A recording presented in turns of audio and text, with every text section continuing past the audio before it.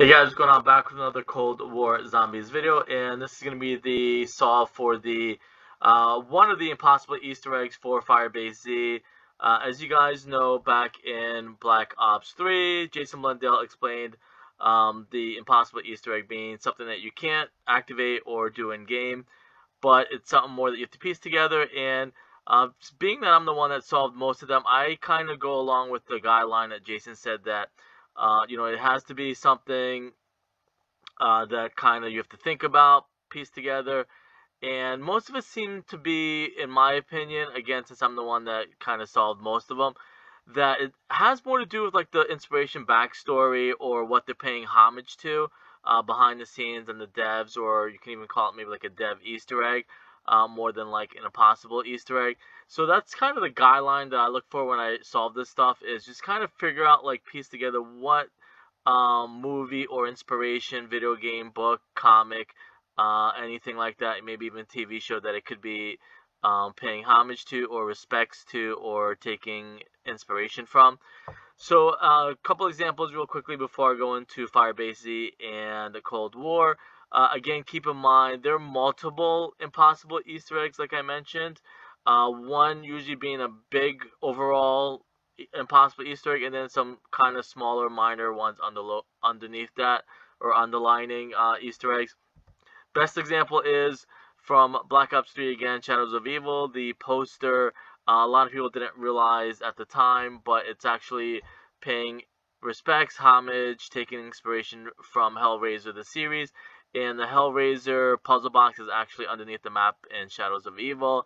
And the kind of the same story where you're collecting souls to bring him back to life. Same thing with the Shadow Man. We go through the arenas and we collect souls and to bring the Shadow Man back to life, or out of the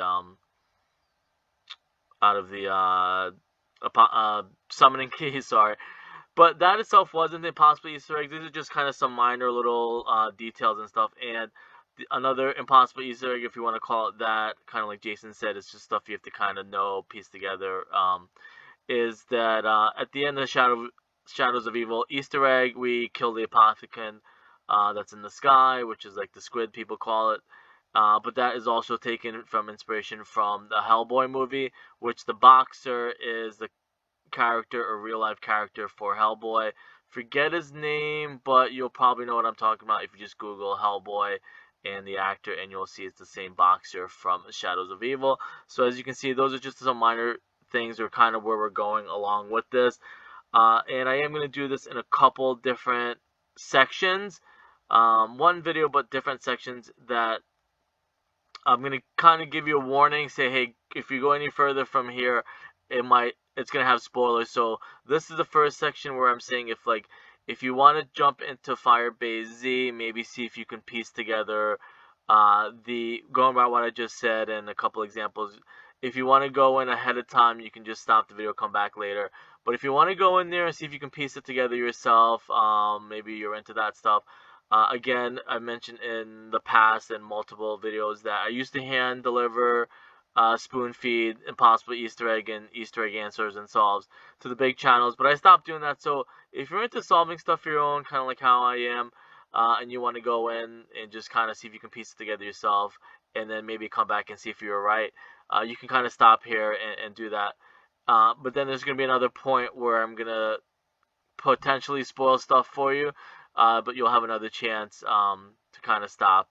So going forward, this is going to be Firebase Z, and then the second part is going to be another part, but I'll explain that. So jumping into Firebase Z, if you go to Dr. Peck's little room that he's in, I don't know if he's necessarily captured. I don't think he's captured. There's some stuff that you need to look at. Again, if you don't want anything spoiled, if you want to figure out yourself, maybe piece it together, then you kind of want to not go any further. So what you're going to look at, and I'm showing you the Firebase Z version first, and I'll show you the actual solve. So you want to look at this dare head. Some of you might, again, I've always said this, like slap yourself on the head and like, oh my god, I can't believe I missed that the whole time. It was right in front of us. You want to look at the dare head on the wall. You want to look at the chair that's in the room, again, if you're following along, you're probably like, oh, I already know where this is going. I know what that is. I can't believe it was right in front of me the whole time. So you look at the dare head that's in the room. Actually, you look at the whole room in itself, first of all. First and foremost, you look at the whole entire room that Peck is in, which makes you probably a little bit suspicious that he was probably captured or captive himself. Um, but I guess we're not going to go into too many theories and stuff like that. But look at the dare head on the wall. Look at the chair that's in the room. Again, and then look at the tea kettle. For some reason, I just probably didn't render in properly, but that is a teacup that's on the tea saucer. So it's a teapot and teacup, and I kind of zoomed in. It just didn't render for some reason. I don't think there's anything else in the room too much, but you want to look at the teapot, the tea kettle, the chair, and the dare head. So those were a couple things that I always tell people, like, hey, that's very, suspicious. When it's one or two things, I don't really consider a solve, but when I start finding more and more things, I'm like, oh, of course it explains, and that ends up being the answer. So I kind of have like red flags, I guess, or red alerts. I'm like, okay, I got to keep an eye on that. If I find more stuff that is similar to this, then I know it's going to end up being a solve. So going forward, that was one. This was the main thing. Like I tell people, the main little like breadcrumbs, and then you keep following and looking for other stuff, and maybe you start having ideas of what to look for. Again, if you're playing along and maybe you want to stop and pause it yourself or try and think real quickly, look at the dare head, look at the chair, look at the tea kettle and teapot. Again, another example. Another angle. There's the dare. I think I just put this angle in here. If they tuck stuff in the corner, maybe they did, but I don't really remember, to be honest. I don't think I ended up seeing anything. But I just put it because I was looking around and see if I can kind of connect more stuff together. Again, if you're trying to figure this out yourself, you're probably like, oh, I already know what that is. It makes total sense now. So the next piece of the puzzle, and one of the final ones for me, is if you look at the big, I forget what it's called. I'm going to call it a data center. I don't remember. Oh, the OPAC. If you look at the OPAC, this was always super suspicious to me until I solved it and figured out what it was. Honestly, for first time around, like I said, I kind of like jot down some mental notes, put it in like my photographic memory, and I'm like, okay, I'll look around for other stuff. If it's pieces together, then I'll know what it was. First, I ended up being wrong with it, but the first thing that came to mind was like SpongeBob's pineapple under the sea. I thought, like, maybe it's supposed to be something with SpongeBob, but it ended up not being. But again, I'm just going to show you what it is. If you want to pause, maybe think about it. If you kind of want to take a guess what it was or how everything connects, you're going to end up saying to yourself, like, wow, that was pretty clever how they do that. And that's most of the time what I end up saying to myself when I solve this, is like how clever they do stuff. They hide it right in front of us. Again, another angle of the OPAC, I believe it's called, and how it has the little lid on top. I'm like, wow, that's so clever when I saw it.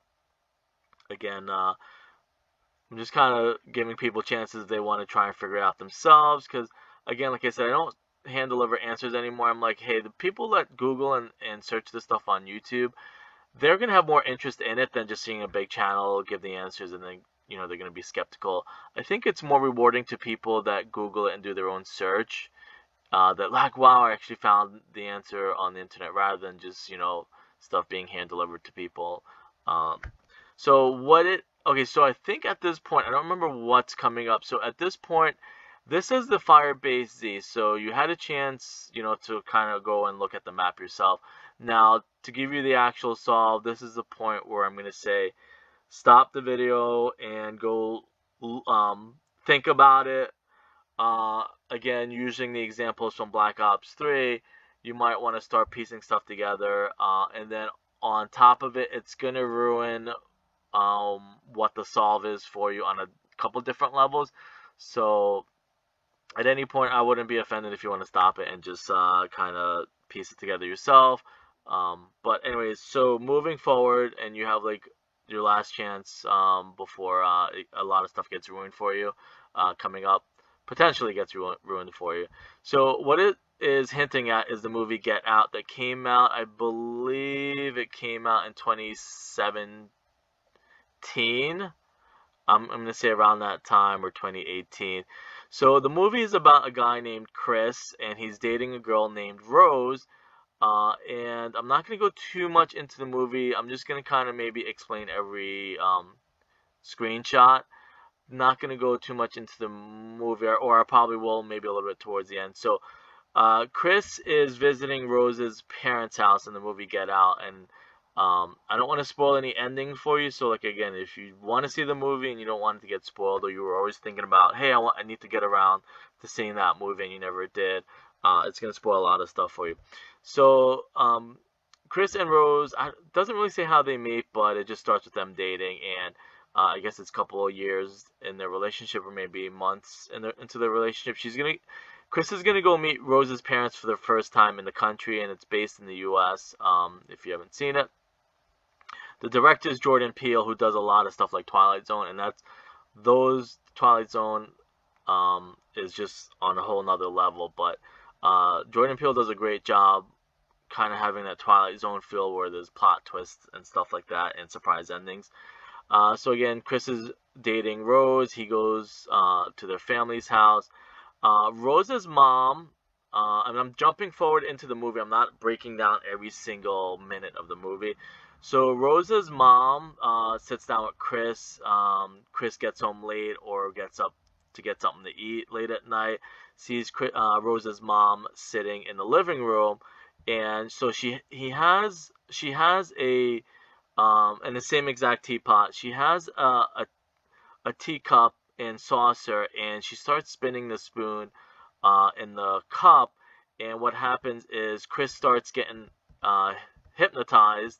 So she's in, as you probably can gather, or maybe not gather, she's kind of an evil person, and the movie is about, like, be careful when you pretty much go visit your girlfriend and their in-laws. That's pretty much what the movie is about in a nutshell, because you don't know what you're getting yourself into. But anyways, he ends up meeting Rose's mom, and they sit down and talk, and she starts hypnotizing him by spinning the spoon in the cup. And Chris kind of flashbacks, and this is kind of where I guess it's going, where Samantha Maxis maybe is going back to her childhood, and she suppresses a lot of memories of her childhood. But the same thing, I guess she's trying to like get into his head and trying to figure out what happened in the past. But anyways, at this point, like I said, this is just what it's about. I don't want to move too much forward, but she pretty much hypnotizes him. He goes into hypnosis and falls through the chair, goes into what looks like the dark ether, and they call it the sunken place in the movie. And he pretty much keeps falling, and it does kind of sound like water, like it does in Die Machine, and in our story, Die Machine, Dark Ether is kind of like taking place underwater. But he gets transported into, let's call it the Dark Ether, but it's really called the sunken place. You don't see too much because the director, Jordan Peele, is going to make a series of movies, and they're probably all going to connect. It's probably going to connect more and explain more about the sunken place. And there is some stuff if you want to Google. I'm not going to go over it in this because it might be a little bit controversial. But there is some symbolism about the sunken place that if you're interested, you might want to Google it. But this isn't necessarily so much about the movie as it is Dark Ether and Firebase Z. But anyway, as you can see, she is talking to him, hypnotizes him, and he falls back into the chair, kind of like Freddy Krueger style, Nightmare on Elm Street, where he falls. I guess he technically falls asleep, so maybe that's something a little bit similar. But gets hypnotized, falls into the back of the chair, goes into the dark ether, and I guess gets stuck in the dark ether. But then he ends up waking up, but doesn't know what happened to him after he wakes up from the dark ether, let's say. But basically, that's the first part of the solve. The second part is going to go involving the APAC. So the movie is also about um, brain transplant. Brain transplant. So Rose's family and Rose, what they do, they capture young men, kind of all similar to Chris, and they try and steal their bodies. So the older guys, kind of like, if you even want to like in a way compare it to maybe the Ultimus premise. Ultimus got old and eventually wanted to be reborn young again. I don't know if this is another version of that story, but you get older men that want to get reborn into younger guys. That's basically kind of what the movie is about. And the OPEC is basically symbolizing the person's head and skull. And this guy gets his head chopped open, which he wants to. He pays a lot of money for the operation. I kind of think I skipped one, but I'll get back to that. So again, as far as the solve is concerned, here is the same room with the dare head on the wall, or the buck, I guess technically, the buck head on the wall, same exact room, and the chair is in the middle of the room, symbolizing the same chair that's in Peck's office. I don't know if something happened with Peck. I don't think so, to be honest with you, but it's probably just to kind of give you a little bit of foreshadowing what's probably going to come in the future DLCs and maybe the future intel. However, there are, like again I said, multiple impossible Easter eggs in every game and every map. This is just one of them, it looks like. It'd be pretty cool if it continues in to the next couple DLCs. But basically, the dare head or buckhead is on the wall. Same thing that's in Firebase Z, again, obviously. See, I kind of did the photos out of place, but here's the operation. They're transplanting the guy's skull, and they captured Chris because they want to use his young body almost like a conduit of some sort, and they're gonna attempt to chop his head open and take his brain out and put the older guy's brain in there, so you literally in this term get reborn into a younger person with a better body, maybe. And the thing too about the movie, really quickly, this guy is blind.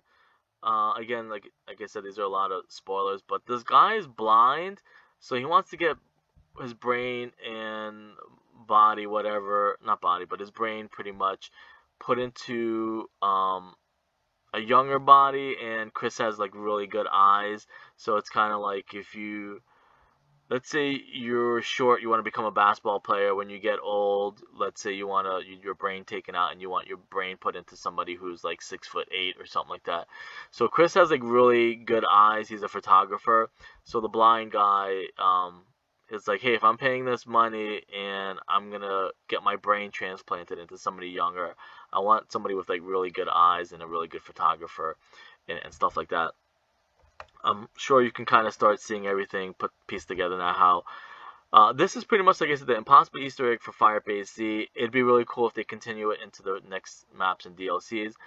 But again, Die Machine had its own impossible Easter egg. I didn't really talk too much about that. I think I will eventually, maybe after the game is over, so to speak, or the DLCs are over, because that's a strange. The Die Machine Impossible Easter egg is a little bit strange, and I can see it causing problems.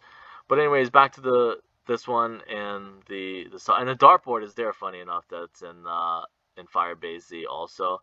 It's funny because I always tell people when I solve and figure this stuff out, I'm figuring out sometimes as I record this because I don't really have time. But the dartboard is obviously there. Also, that's in Firebase Z that we use for the steps, which is pretty awesome. I'm hoping everybody sees this and figures everything out. So he gets his brain transplanted, but Chris wakes up and he takes the dare head and stabs the doctor, who is Rose's father, and stabs him in the throat. I believe he dies and bleeds out. So the buckhead is very important and symbolic in the movie, but I'm not going to go too much into it. It doesn't really go into Firebase Z, or it's not much involved for Firebase Z.